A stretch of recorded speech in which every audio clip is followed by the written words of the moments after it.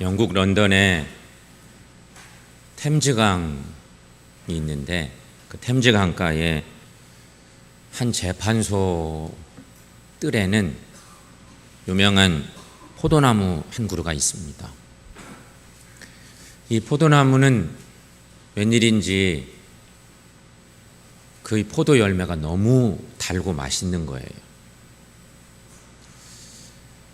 어떤 나무의 열매보다도 똑같은 포도나무인데 너무 달고 맛있어요. 그래서 식물학자들이 그 포도를 종자로 해서 우수한 포도를 보급해 보려고 노력을 하면서 이유가 뭔지를 찾아봤답니다. 아무리 찾아봐도 특별한 것이 없는 것 같아요. 다만 그 포도나무는 뿌리가 템즈강 밑바닥까지 뻗고 있는 것 뿐이었습니다. 여러분, 포도는 아주 박한 땅에서도 잘 자라는 나무 중에 하나죠. 그래서 열매를 맺는데 놀랍게도 이 포도나무가 아주 뿌리를 깊게 뻗어서 템즈강 밑바닥까지 뿌리가 가 있는 거예요. 그 나무는 뿌리가 강 밑바닥까지 뻗어 있었기 때문에 수분도 충분히 빨아들일 수가 있었고, 아울러 양분도 충분히 공급받아서 영국에 있는 가장 맛있는 포도나무로 이렇게 곽광을 받게 되었다고 하는 것이에요. 여름 무더위가 지나갔습니다. 딱 며칠 사이에 무더위가 싹 지나간 것 같습니다. 또 늦더위는 있겠죠.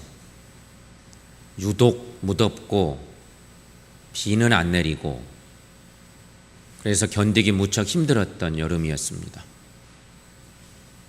그럼에도 불구하고 우리가 들에 조금만 나가보면 벼들이 이제 알알이 알곡을 다 맺어가고 있고 누런 황금들녘으로 변해가고 있습니다. 그런가 하면 밭에 있는 작물들은 비가 안 내려서 소출을 잘 못하게 생겼습니다. 말라가고 잘 성장하지 못하고 똑같은 조건에 있는데 물을 충분히 공급받은 벼들은 아주 튼실한 열매를 맺어가고 있고 밭은 그렇지 않다고 하는 것이죠. 여러분은 열매 맺는 삶을 살고 계십니까? 과연 어디에 삶의 뿌리를 내리고 살고 계십니까? 우리 예수님은 당신을 참 포도나무라고 말씀하십니다. 우리 예수님이 당신을 소개하실 때 나는 참 포도나무라 이렇게 말씀하셨습니다. 참이라고 하는 단어는 헬라어로 알레테이입니다. 알레테이.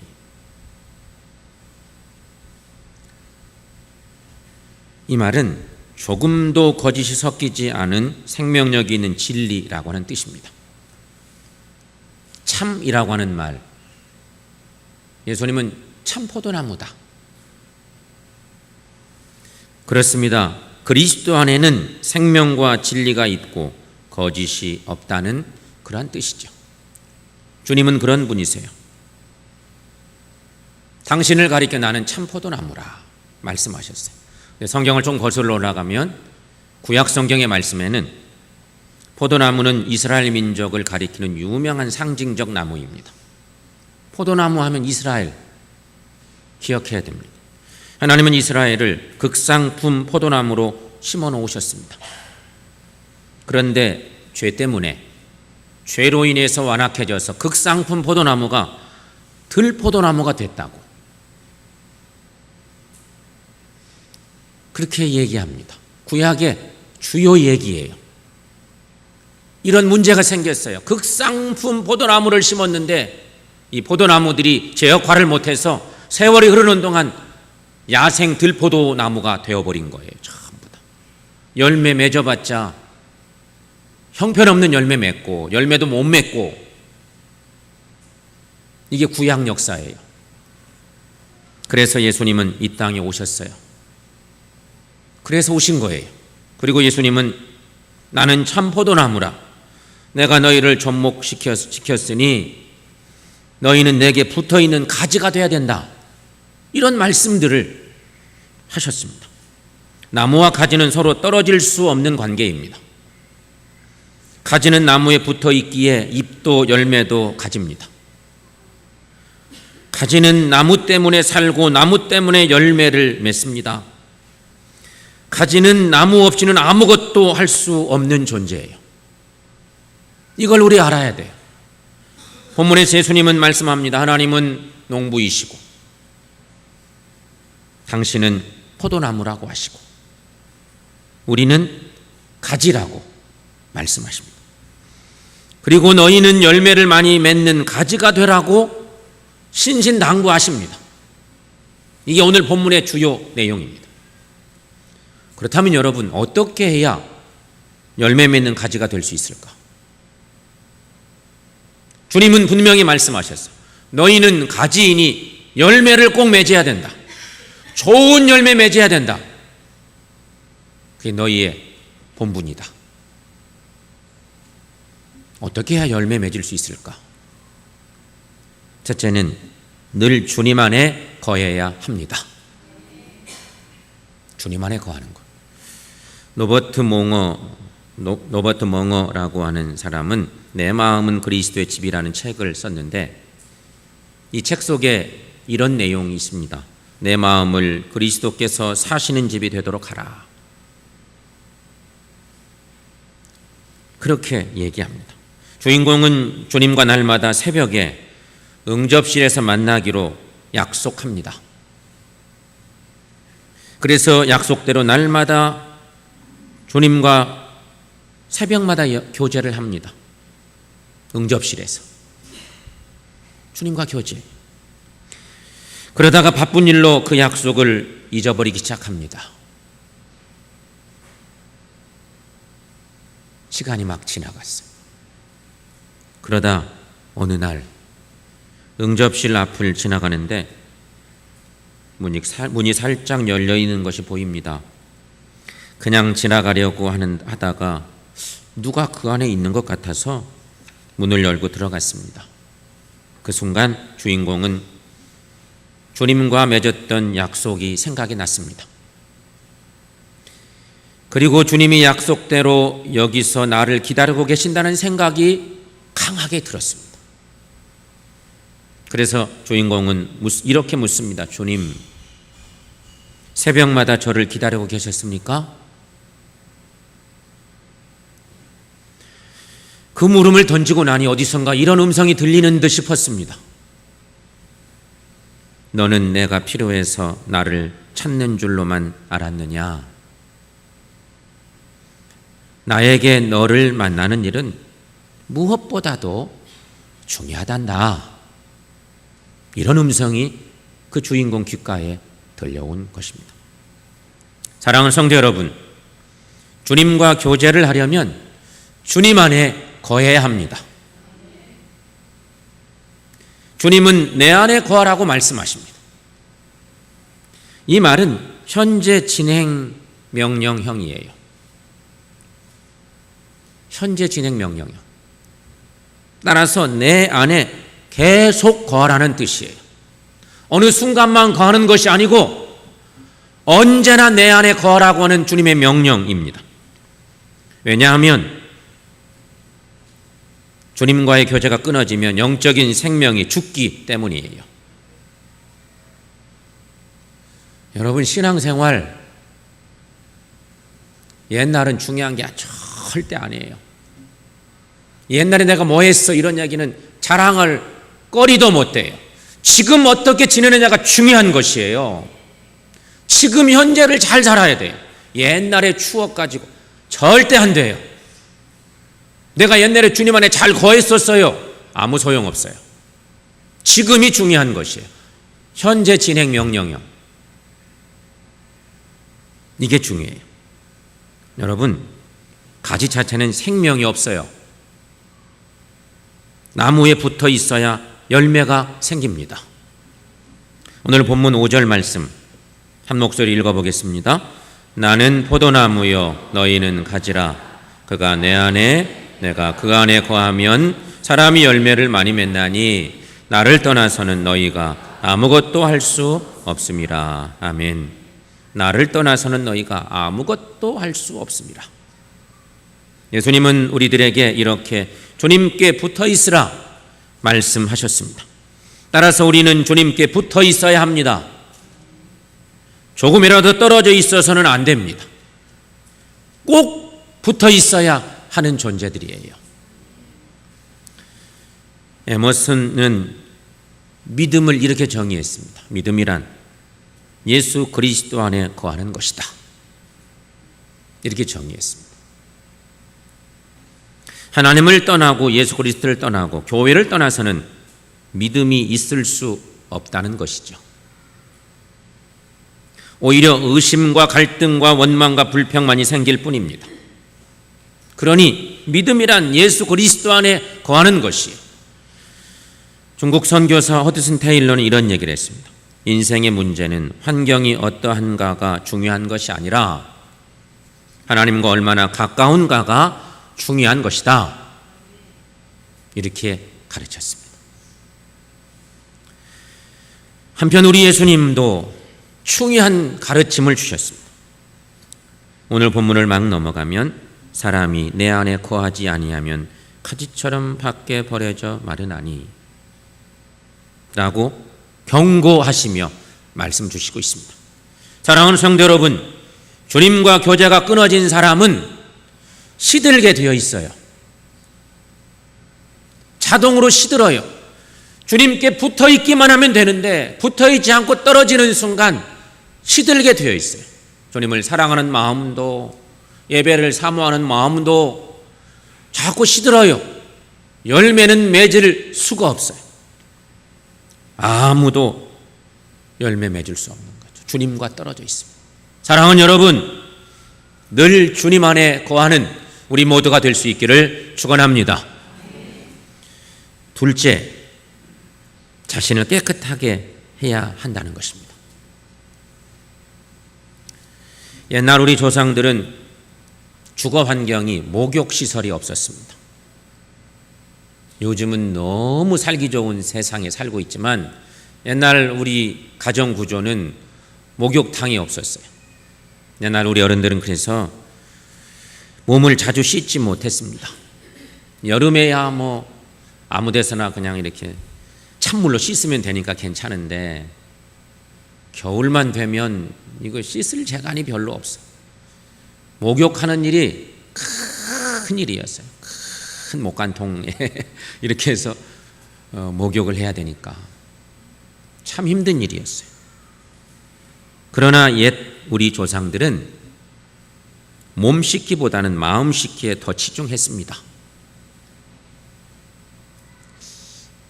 우리가 이거 잘 기억해야 돼요. 마음 씻기에 힘을 썼어요. 특별히 선비들 중에도 참 선비들은 대단했다고 하는 것을 우리는 알아요. 그들이 왜 그랬겠어요? 몸 씻기는 잘 못해도 마음 씻기를 잘했던 사람들이 이게 참 선비들이에요.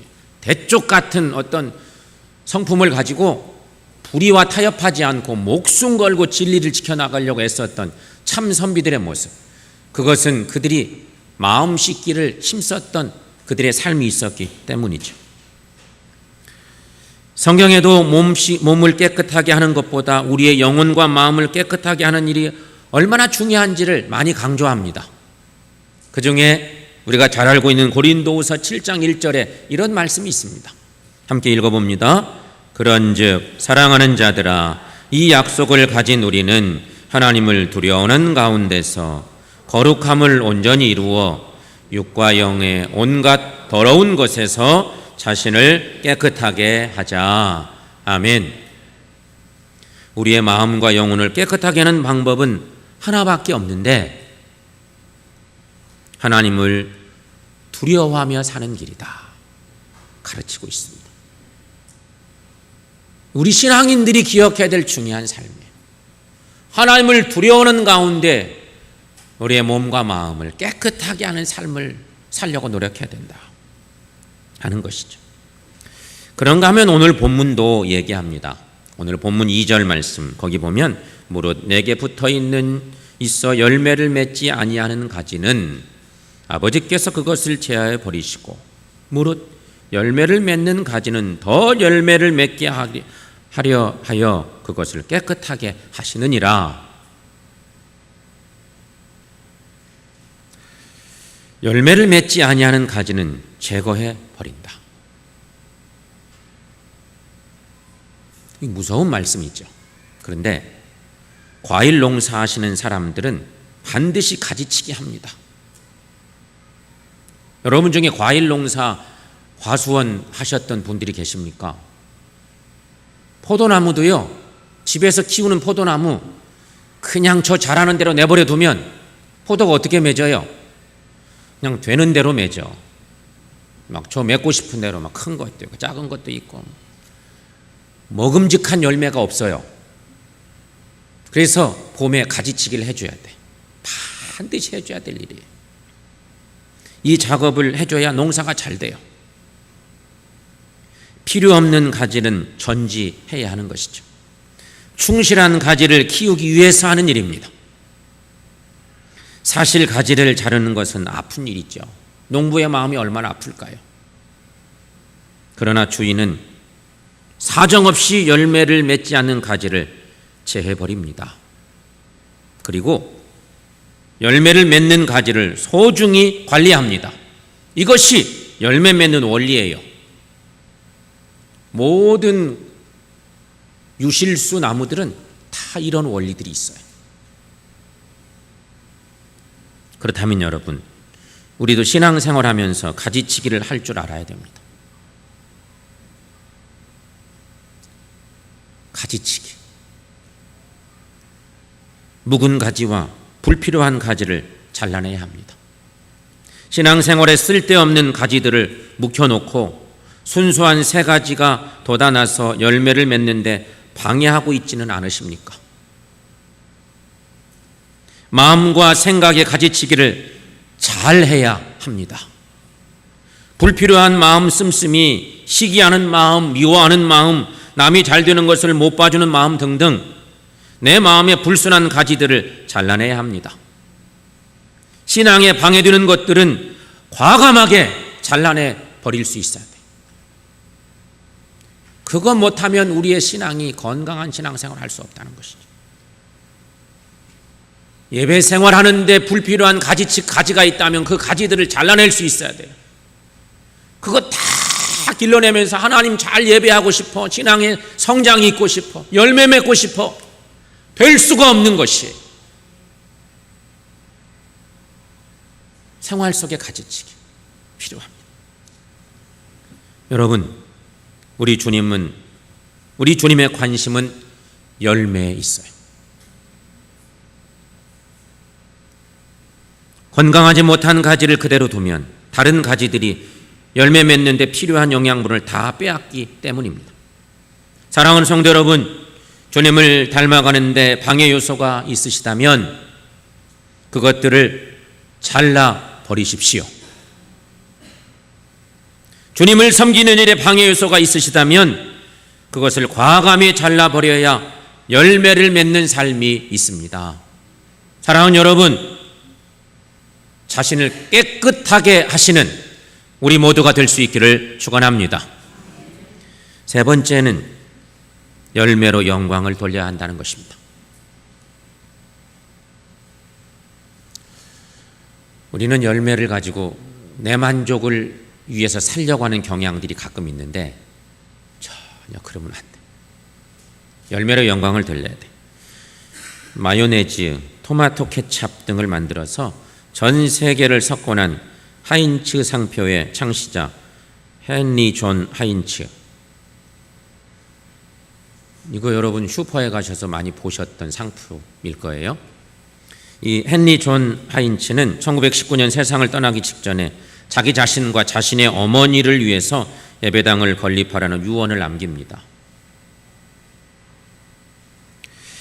이 유언을 들은 자녀들은 피츠버그 대학 캠퍼스 내에 5년 동안에 걸친 대공사 끝에 자기들의 부친과 할머니를 위한 예배당을 완공하고 그 예배당의 이름을 하인츠 기념 예배당이라고 붙였답니다. 그 이후 그림처럼 아름다운 이 예배당은 피츠버그 대학의 상징물 중 하나로 손꼽히게 되었습니다. 너무 아름다운 예배당. 5년 동안 기업에서 지었으니 얼마나 예배당을 잘 지었겠어요. 그러나 그 예배당을 방문해 본 사람들은 그 어느 곳을 둘러보아도 심지어 교회 안내 책자에서까지도 예수 그리스도를 찾아볼 길이 없었답니다. 예배당에 갔는데 예수님 냄새가 안 나. 예수님 소개하는 글귀가 거의 없어. 오직 보이는 것은 하인츠와 그 가족들의 이름과 흔적밖에 없답니다. 물론 주일마다 예배가 드려지곤 하지만 어느 모로 보아도 그 예배당은 주님과는 전혀 무관한 교회 이름대로 단지 인간 하인츠를 기념하는 하인츠의 예배당일 뿐이었습니다. 그렇다면 하인츠가 하나님 앞에 어떤 평가를 받게 되겠습니까?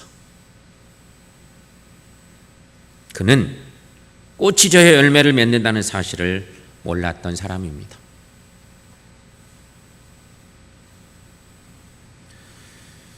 꽃이 내 뜻을 이루는 삶이라면 열매는 주님의 뜻을 이루는 삶입니다. 여러분 믿습니까? 열매는 하나님께 영광을 돌리는 삶이 되게 합니다. 그러기에 열매보다 꽃이 더 좋은 사람은 언제나 자기가 나서야 일을 하고 나서지 못하면 아무 일도 안 합니다. 그래서 주님과 교회를 위하여 충성하다가도 고비를 못 넘기고 상급을 다 잃어버리기 쉽습니다. 그리고 하나님의 영광을 가리우고 열매 맺지 못하는 삶을 삽니다. 자기가 꽃이 되려고 하니까. 여러분 모든 열매는 꽃이 피고 난 뒤에 맺게 되어 있어요. 내가 꽃이 되겠다고 생각하다가는 오산이에요.